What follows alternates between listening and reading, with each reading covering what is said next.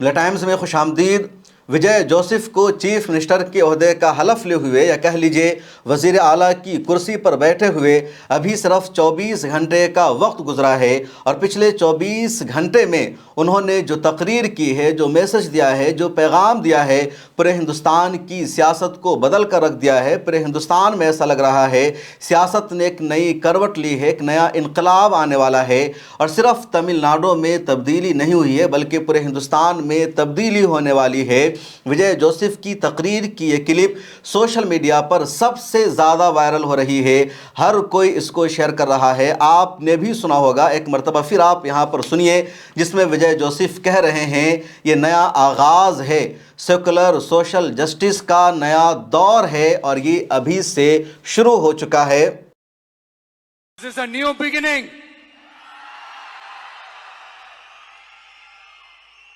A new era of a real, secular, social justice starts now. تو آپ نے سنا وجے جوسف کو گھڑی کی طرف انہوں نے اشارہ کیا اور کہا اسٹارٹ ناؤ، ابھی سے نیا سیکولر سوشل جسٹس کا جو ایرا ہے، جو دور ہے، وہ شروع ہو چکا ہے۔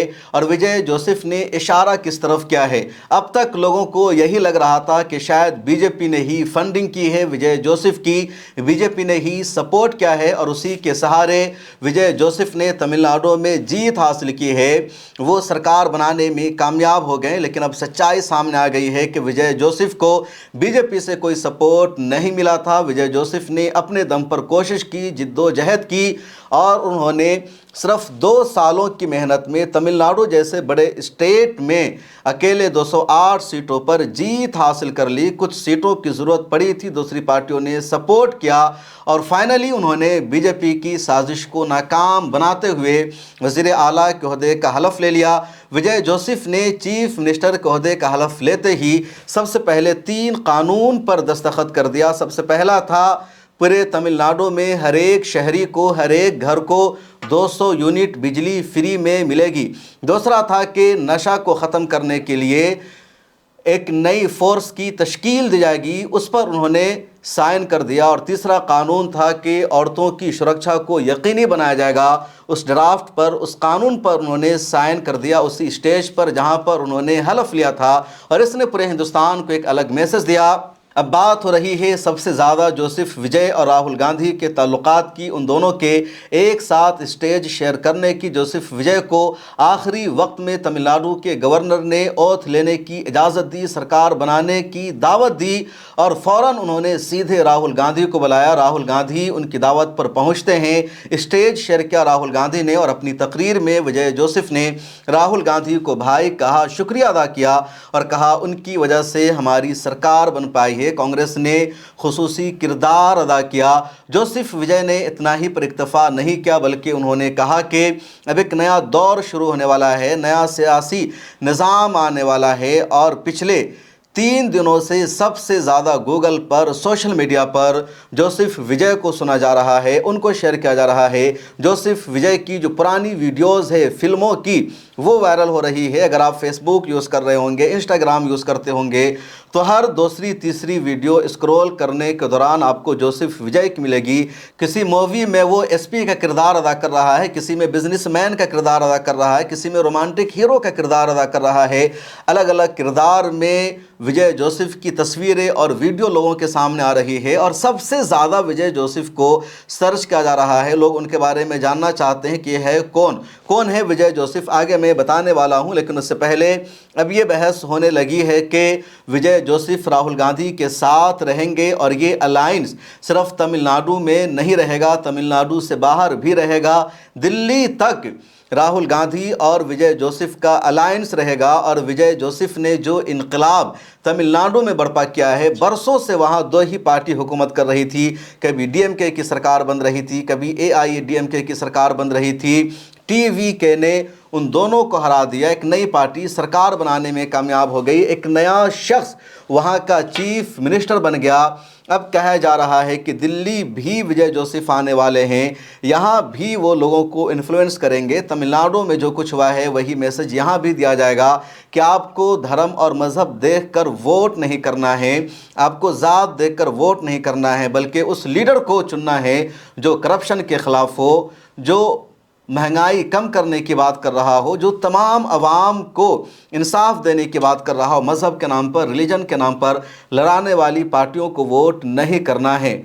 जोसेफ विजय का रिलीजन आपको पता चल गया होगा, अगर नहीं पता चला है तो अब जान लीजिए। जोसेफ विजय ईसाई मज़हब पर यकीन रखते हैं, वो हिंदू धर्म पर यकीन नहीं रखते हैं, और तमिलनाडु में मेजॉरिटी आबादी हिंदुओं की है, ईसाइयों की नहीं है।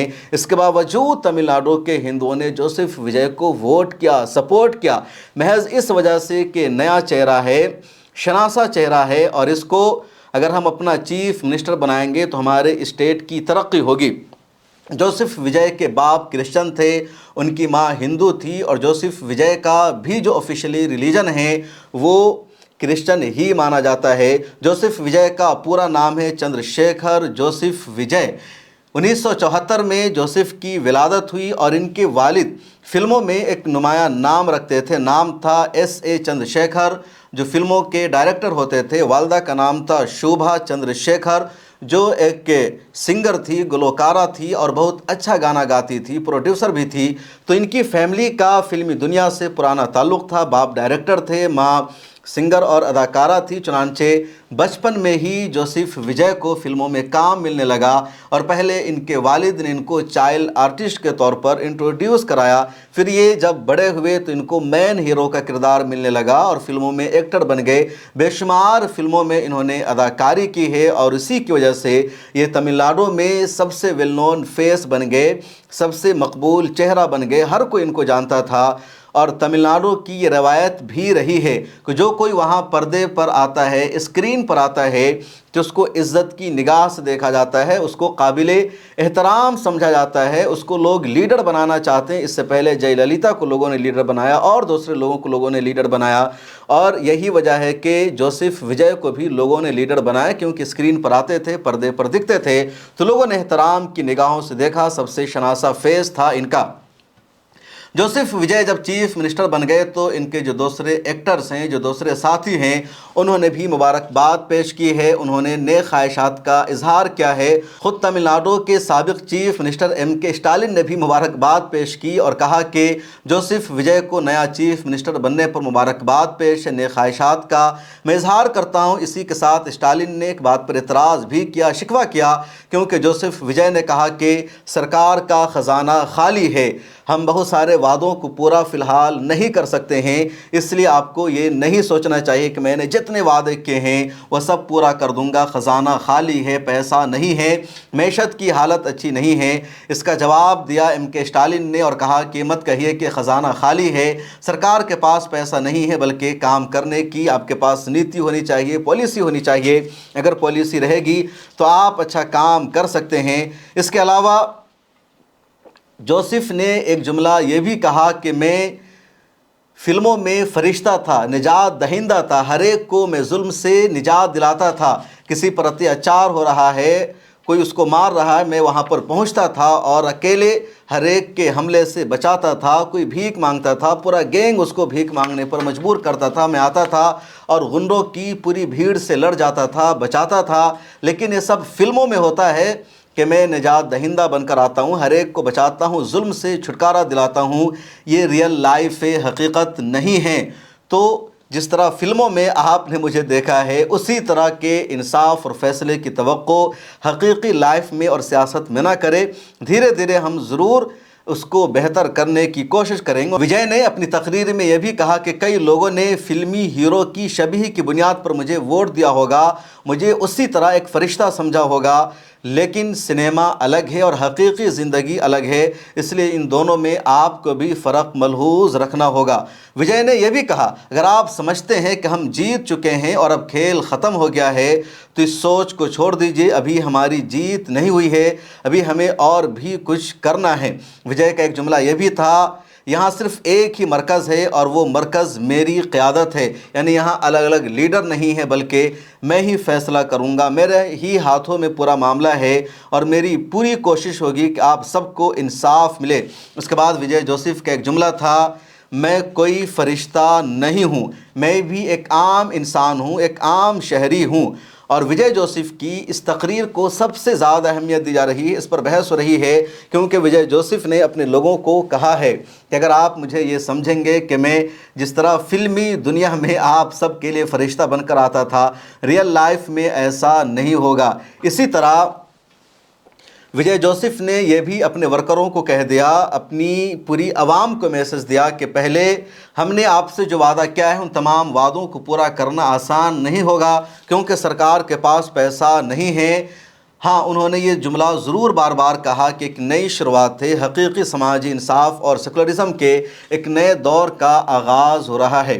وجے جوسف کی سرکار بننا آسان نہیں تھا، سرکار بننے کے لیے راستہ ہموار کیا کانگریس نے، اور اس کے بعد انڈین یونین مسلم لیگ نے اہم ترین کردار ادا کیا۔ وجے جوسف کو 2 سیٹوں کی کمی ہو رہی تھی اور کوئی بھی پارٹی سپورٹ نہیں کر رہی تھی۔ کچھ پارٹیوں سے جیسے VCK ہے یا دوسری پارٹی ہے، ان سے سپورٹ مانگا جا رہا تھا، حمایت مانگی جا رہی تھی، تو ان پارٹیوں کی طرف سے شرطیں بہت ٹف رکھی جا رہی تھی، بہت اہم منترالے کا مطالبہ ہو رہا تھا، اور وجے جوسف کا کہنا تھا اس طرح کی امپورٹنٹ منسٹری نہیں دی جا سکتی ہے، اگر ہم نے آپ کو اس طرح کی امپورٹنٹ منسٹری دے دی تو ہم کیا کریں گے، ہم سرکار کیسے چلائیں گے، بدنامی ہماری ہوگی، لوگوں کی امیدیں ہم سے وابستہ ہے۔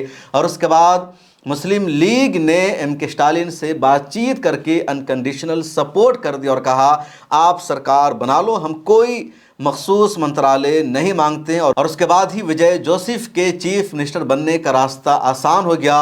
انہوں نے چیف منسٹر کو عہدے کا حلف لے لیا، ورنہ BJP کا پورا منصوبہ تھا کہ 10 مئی تک سرکار بنانے کی دعوت نہیں دینی ہے، کہا جائے گا کہ آپ نے 118 MLAs کی حمایت والی لسٹ نہیں پیش کی ہے، اور اس کے بعد سرکار کو گرا دیا جائے گا، دوبارہ وہاں الیکشن ہوگا 6 مہینے کے بعد، جب تک گورنر رول نافذ رہے گا، اور صدر راج کے دوران BJP کو اپنا ایجنڈا چلانے کا موقع ملے گا، BJP کو RSS کو وہاں مضبوط کرنے کا موقع ملے گا، BJP RSS کا کیڈر وہاں بڑھائے گی۔ لیکن تمل ناڈو کی سیاست نے ایک مرتبہ پھر BJP کو چاروں خانے چت کر دیا، BJP اپنے ایجنڈا میں کامیاب نہیں ہو سکی، اور پورے تمل ناڈو میں صرف 1 سیٹ پر ہی BJP کو جیت ملی ہے، اور تمل ناڈو کے لوگوں نے میسج بھی دے دیا ہے کہ تمل ناڈو ہے، ساؤتھ ہے، یہاں ہندو مسلم کی سیاست نہیں چلے گی، نفرت کا ایجنڈا نہیں چلے گا۔ پورے ہندوستان میں سب سے زیادہ مندر تمل ناڈو میں ہیں، پورے ہندوستان میں سب سے زیادہ جو پکے ہندو ہوتے ہیں وہ تمل ناڈو کے ہوتے ہیں، پورے ہندوستان میں سب سے زیادہ ہندو دھرم پر جن کو آستھا ہے وہ تمل ناڈو کے لوگ ہیں، لیکن وہ ہندو مسلم کی سیاست نہیں کرتے، وہ وکٹم کارڈ نہیں کھیلتے ہیں، وہ سچائی پر مبنی زندگی گزارتے ہیں، اور یہی وجہ ہے کہ تمل ناڈو کے لوگوں کو ایک نیا چیف منسٹر بنا ہے جو ان کے روشن مستقبل کے بارے میں اب فیصلے کرنے جا رہا ہے، سوچ رہا ہے۔ آپ کو کیا لگتا ہے جوسف وجے کے بارے میں؟ آپ کی کیا رائے ہے؟ کمنٹ سیکشن میں لکھیں۔ مجھے دیجیے اجازت، پھر ملاقات ہوگی۔ اگر آپ چاہتے ہیں کہ میڈیا کے میدان میں ہماری کوئی آواز بنے، ملت ٹائمز مضبوط ہو اور اسی طرح آزادی کے ساتھ یہ ادارہ کام کرتا رہے، تو آپ کو اس کی منتھلی ممبرشپ اور سبسکرپشن لینی ہوگی۔ زیادہ نہیں، مہینے میں 99 یا 299 کی بھی آپ ممبرشپ لیں گے، یہ ادارہ مضبوط بنے گا، آپ کی آواز کو اسی طرح ملت ٹائمز اٹھاتا رہے گا۔